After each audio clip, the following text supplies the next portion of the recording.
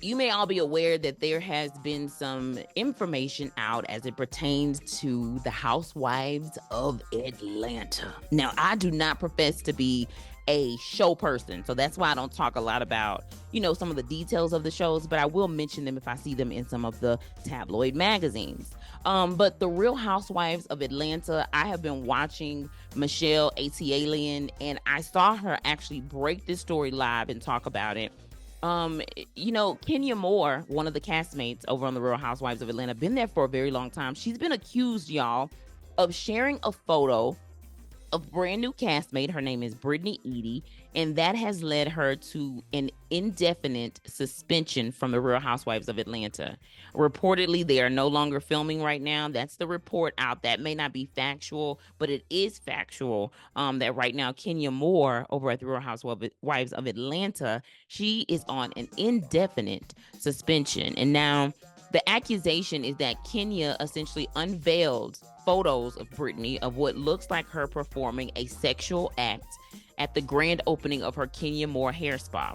Now, one of the unique things about the Kenya Moore hair spa is I was talking to you about Michelle Alien. Well, Michelle actually booked an appointment maybe about a month ago or so. I could be wrong on the timeline, but not too long ago, she essentially booked it prior to them even doing any filming on The Real Housewives, or probably before they even knew who the cast was, because for a long time that was floating around.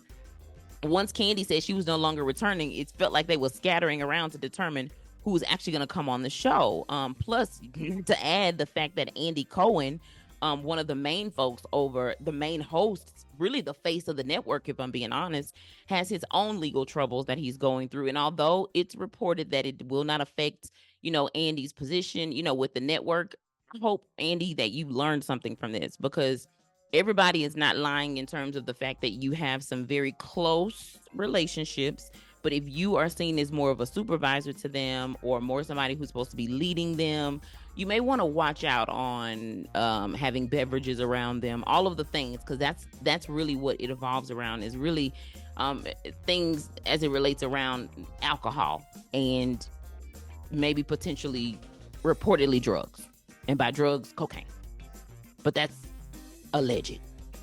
Okay, going back to the Real Housewives in Kenya, there was an episode in which, you remember, y'all, I just want to take y'all back a little bit, because this was when I was watching the Real Housewives of Atlanta, because y'all know when they first came out, baby, the first 5 years I was glued to the television, alrighty? But let me say it like this. There was an episode in which she threw a masquerade party. It was Kenya, that's what I'm talking about. She threw it for Nene Leakes, who at the time was still on the show. And it was a time when her and Nene, they wasn't getting along, like they wasn't on good terms. And Kenya knew this, but she still threw this party or whatever it was anyway. Now this party was supposed to be a charity party, so it was supposed to go to a good cause. I want to be very clear about that. That was also the time when they were doing stuff like this. If you're gonna get into an argument, at least let it be at a charity event where you didn't raise $300,000. What happened to those days? Y'all just be at the house getting into it. Y'all be in front of the business getting into it. Okay, let me just... And scene. Well, Nene had an attitude in that particular scene, because according to Nene, if it was not for Cynthia, she wouldn't have even been abreast of all of the things that was going on for the party. So basically, Kenya was hosting this event for Nene, in my opinion, to make Kenya look good. And then Nene was told by other people, probably, hey, you got this party happening. She's like, I ain't really aware of no party. I don't know what's going on. What you talking about? But luckily, her and Cynthia were still on very, very good terms. I miss that, but it is what it is. When her and Cynthia were on very good terms and told her what to wear and kept her abreast of what was going on. So when she showed up at the event, Kenya basically wanted Nene to say something, because it was supposed to be an event for Nene. And baby, Nene got on the microphone and made everybody feel uncomfortable. But that's not the point. The reason why Nene did that, though, was because Kenya knew what she was doing. I just wish that Nene would have responded better on the microphone and thanked everybody for coming, and then just, gave Kenya the side eye, or had that side conversation with her about what not to do again going forward in the future. But with that being said, that's not the only time actually that Kenya had a moment of like, what's going on? I don't know about y'all, but I don't have a lot to say about this part, but she was all over Apollo, and Apollo was married to Phaedra. You know what I'm saying? Like when Apollo and Phaedra was married, I just felt like Kenya was inappropriately all over him, not once, but like twice. Not just the time he threw her in the pool, but a couple of other times too. The fact that they were on the reunion show talking about the text messages that was sent back and forth. Girl, this man is married. What are you doing? What are you doing? So that's like the second time. Also, do you remember the time that she mocked Phaedra Parks with that outfit she showed up in? I honestly thought that was one of the episodes that everyone was.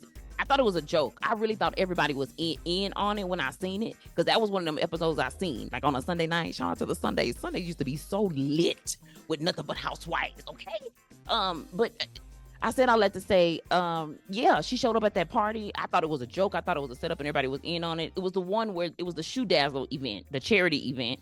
And she showed up with like this, in my opinion, like a bathing suit outfit with fake booty cheeks, giving the impression to sort of mock Phaedra.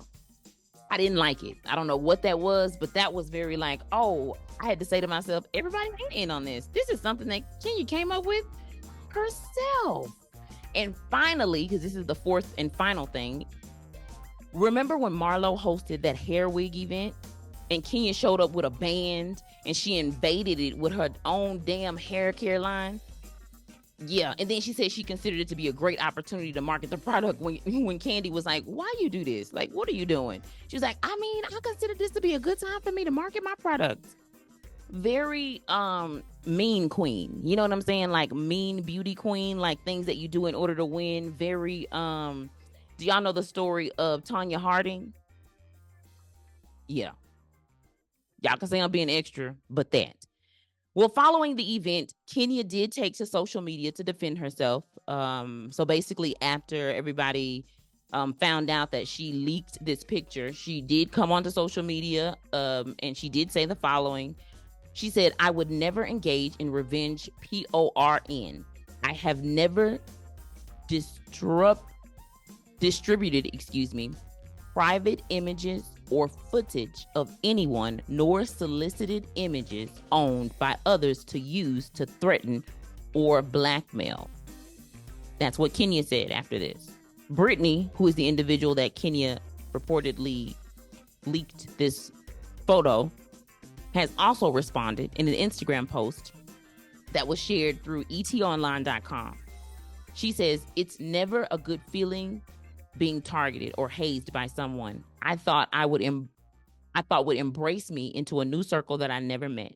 For the record, I've never once had possession of any weapon or threatened anyone ever. I've never even been to jail, in fight, or even had as much as a speeding ticket. Again, I'm not surprised that Kenya is supposed to be out over there at the Real Housewives of Atlanta. I wouldn't be surprised if she actually never came back.